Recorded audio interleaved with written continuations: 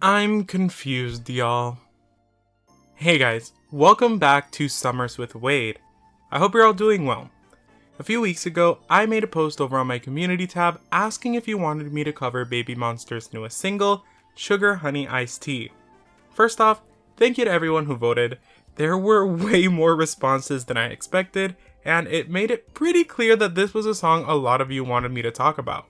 Now, I knew this video was going to be interesting before I even sat down to write it, because if you've been watching the channel for a while, you probably already know where I stand when it comes to BABYMONSTER. I think they're incredibly talented. So whenever they release new music, I always go into it hoping that this is the comeback that's really going to let them spread their wings.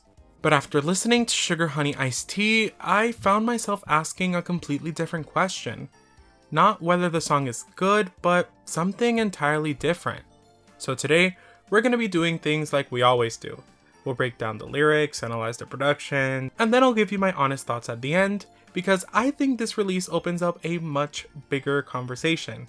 And trust me, I have a few things I'd like to say. Sugar Honey Iced Tea is a confident flex anthem that celebrates self-confidence and success. The song leans into a playful hidden meaning. The title is a family-friendly acronym and cheeky polite stand-in for the profanity SHIT. The lyrics playfully boast about the members' effortless charm, undeniable star power, and lavish success. They assert that they are the absolute best in the game and refuse to be bothered by negative attention or gossip. While the imagery relies on keywords like sugar and honey, these are paired with an ice-cold energy and heavy bass line, creating a sharp, rebellious track. The foundation of the song relies on a prominent synth bass. This heavy electronic bass line drives the rhythm forward and pairs with a crisp pop percussion to create an infectious, danceable club vibe. The beat utilizes a highly rhythmic and syncopated structure. It's slightly jittery or energetic rather than perfectly smooth.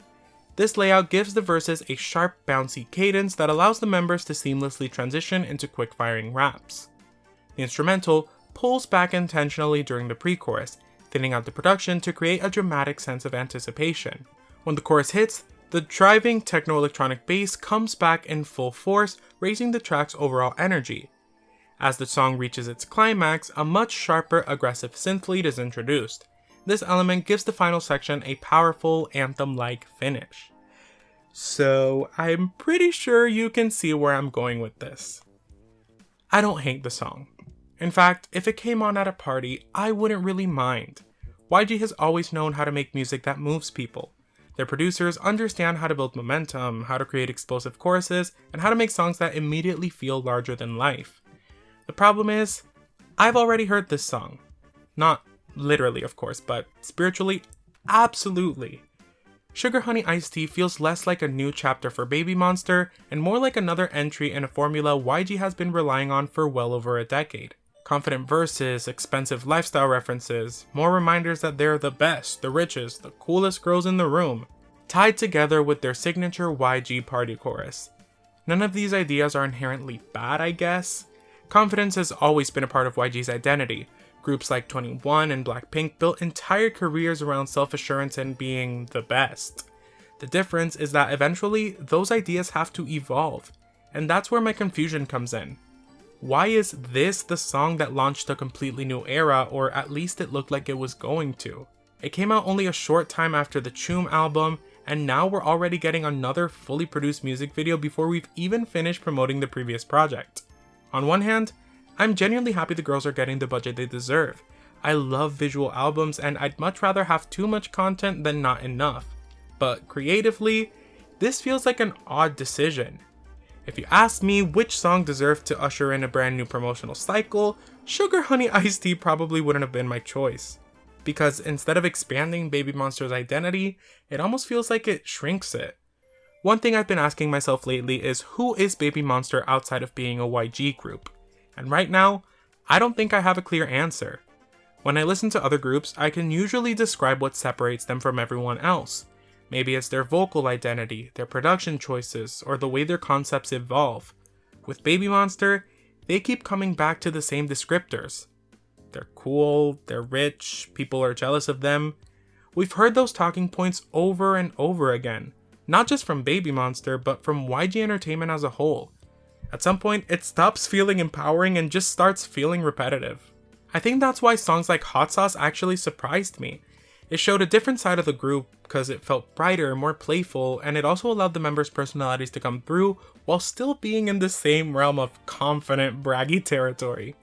Meanwhile, Sugar Honey Iced Tea feels like they're being pushed right back into the same club where every YG title track eventually ends up. And that's so frustrating because I genuinely think this group is capable of so much more. Their vocal line is fantastic, their rap line is so charismatic, and their performance skills are undeniable. So why does it feel like they're being constantly asked to prove the exact same thing? I also have to mention Rami. At this point, I feel like a broken record because I bring her up almost every BABYMONSTER review. But I miss her. Not because the remaining members aren't talented, they absolutely are. But Rami's voice naturally changes the group's color. She has one of those rich, soulful tones that immediately adds warmth to an otherwise aggressive instrumental. On a track like this, I think she would have helped break up some of the repetition and given the chorus another emotional layer.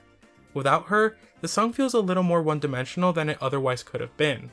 I also want to talk about something that's been sitting in the back of my mind for a while. I know this is a topic that some people have very different opinions on, but I think it's worth discussing. At the time I'm recording this, Chiquita has just turned 17, Rora is still 17, and Ahyeon is only 19. These are incredibly young girls, which is why some of the styling, camera work, and choreography choices in this video made me uncomfortable. I'm not saying the members themselves did anything wrong, and I'm not saying the outfits are outrageously revealing, that's not my point. My issue is with the way they're being presented. There are several shots that feel designed to emphasize sex appeal in a way that doesn't really match the ages of some of the members. For me, the biggest example was Ace's sequence on the countertop. Did that shot add anything to the song? No. It felt like the camera was asking me to look at something that just didn't need to be there. That entire scene pulled me out of the experience. Something else I noticed, and this reminds me of something I've brought up in the past about Cat's Eye, is how differently the members are styled. Ruka is arguably the most covered up member throughout much of the video. Again, that's not a criticism of Ruka. If anything, I wish that same philosophy had been applied more consistently across everyone else. Because when you contrast that with the younger members wearing noticeably skimpier outfits, it creates a weird imbalance that I couldn't stop thinking about. Maybe some people won't see it that way, and that's fine, I guess, but for me, it's one of those things that's difficult to ignore once you notice it. Which brings me to another aspect of this comeback that I kept ruminating on while writing this review, and it's honestly part of what made me uncomfortable. The title itself is already built around a joke. Sugar Honey Iced Tea is obviously a playful way of saying, well, something else. On its own, it's not necessarily an issue. Pop music has always used double meanings, innuendos, and clever wordplay, and plenty of artists use it, and when it's executed well, it can genuinely be funny and smart. But when you combine that title with some of the styling, the camera work, and parts of the choreography, it starts to paint a picture that I'm not entirely comfortable with. To me, it feels like YG is trying to accelerate BABYMONSTER's image into something older and more mature before the group has naturally grown into it. Again, this isn't about the members. I actually think they execute everything they're given incredibly well. My concern is with the creative decisions surrounding them. They're incredibly talented performers, but they're still very young. So when I see lingering camera shots, choreography that feels intentionally suggestive, and lyrics wrapped around a title that's effectively a censored swear word, I can't help but question who these decisions are really for. I've said it before, I don't consider myself a prude. Far from it, actually. I cuss and joke and do things that reflect the fact that I'm an adult. If these girls were all above 21, I wouldn't be as concerned as I am. And maybe I'm reading too much into it, that's also entirely possible. But I don't think it's unreasonable to ask whether every creative choice is actually necessary. Because confidence doesn't have to be sexual. Some of BABYMONSTER's strongest moments have come from pure charisma. They've shown us that they can command attention through performance alone. Asa doesn't need an intentionally provocative camera angle to steal a scene, she's already magnetic. Ahyeon doesn't need mature styling to look like a star, her presence already does that. The same goes for everyone else, their talent is already enough. Which is why some of these creative decisions feel less like they're highlighting the members, and more like they're trying to convince us that BABYMONSTER has already grown and become something they still have plenty of time to grow into naturally. And honestly, they don't need to rush it. One of the most exciting parts of following a young group is getting to watch them mature over the years. Seeing their music evolve alongside them is part of what makes K-pop so rewarding. Trying to fast forward the process doesn't just feel unnecessary, it risks skipping over chapters that could have been just as interesting and necessary.